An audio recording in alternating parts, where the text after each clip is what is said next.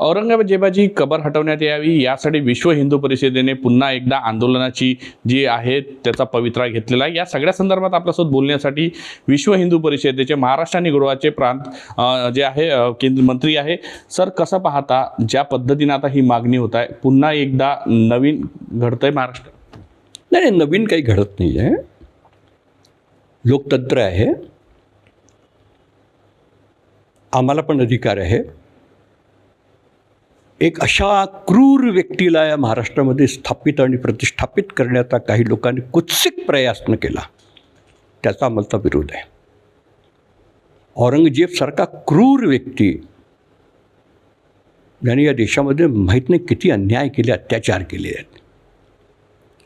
हिंदूंना जगण्याकरता टॅक्स द्यावा लागला त्याच्या कार्यकाळामध्ये। कॉमस्कोरनुसार आता isakal.com आहे देशातील नंबर 1 ची मराठी न्यूज वेबसाईट। प्रत्येक अपडेटसाठी isakal.com ला नक्की भेट द्या। आज विश्वामध्ये कसं असं उदाहरण मिळणार आहे तुम्हाला कुठे की जगण्याकरता टॅक्स द्यावा लागतो, नाही तर मारून टाकू। ज्यांनी काशी विश्वनाथचं मंदिर तोडलं असेल, आमचे आराध्य आहेत, त्यांनी भगवंत कृष्णाच्या मंदिरावरती आक्रमण करायला सांगितलं, ज्यांनी या देशामध्ये अनेक हिंदूंचे धर्मांतरण करवले, त्यांची हत्या केली, आई बहिणीची अस्मत लुटण्यात आली, हजारो मंदिर त्यांनी तोडले, लाखो गाईच्या कत्तली त्यांनी केल्या। तो या भारताचा ऐकान होऊ शकतो का? या भारताचा प्रतीक होऊ शकतो का?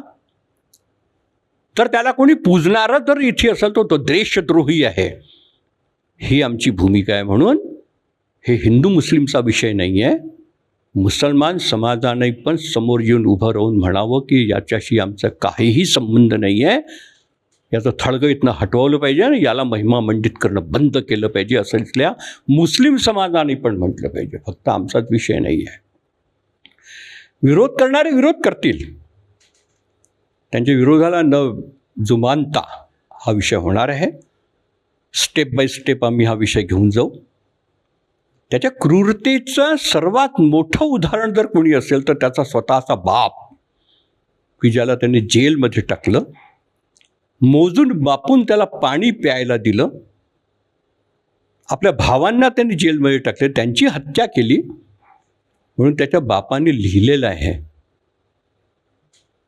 की तुझ्यापेक्षा तर हा हिंदुस्थानाचा समाज चांगला आहे रे, की जो मेल्यानंतरही आपल्या बापांना पाणी पाजतो, की तो जिवंत बापाला पाण्यासाठी तडफडतो, तुझ्यापेक्षा हा हिंदुस्थानचा समाज चांगला आहे, ती संस्कृती चांगली आहे।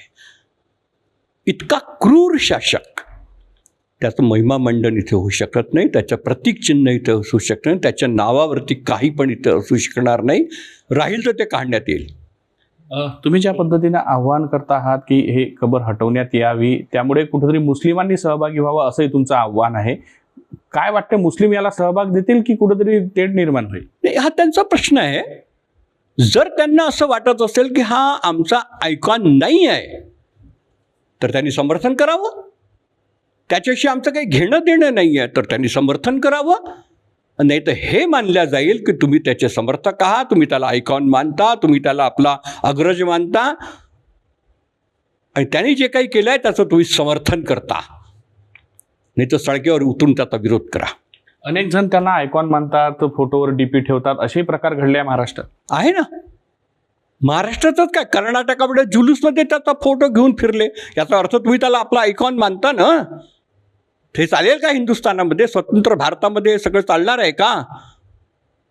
काही लोकांच्या तुष्टीकरणाच्या नीतीमुळे आजपर्यंत आम्ही सगळं भोगत आलो, आता नाही भोगणार।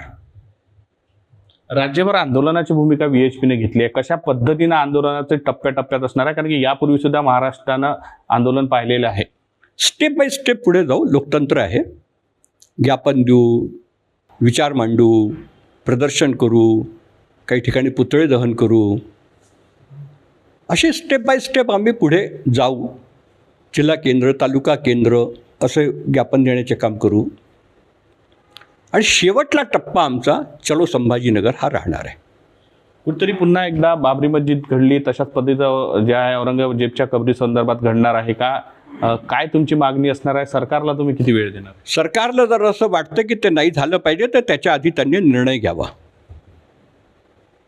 तुम्ही कारसेवा करणार आहे असंही बोललं जातं. कूच करणार आहो, संभाजीनगर कूच करणार आहो, लाखोंच्या संख्येमध्ये लोक तिथे जातील. त्याच्या आधी सरकारने निर्णय करावा.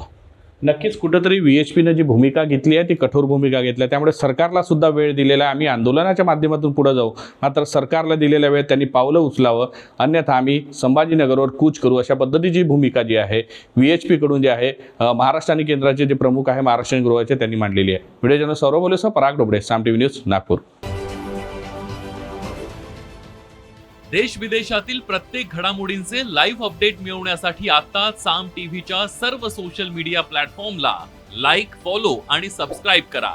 तसंच सर्व नोटिफिकेशनसाठी बेल आयकॉन प्रेस करायला विसरू नका.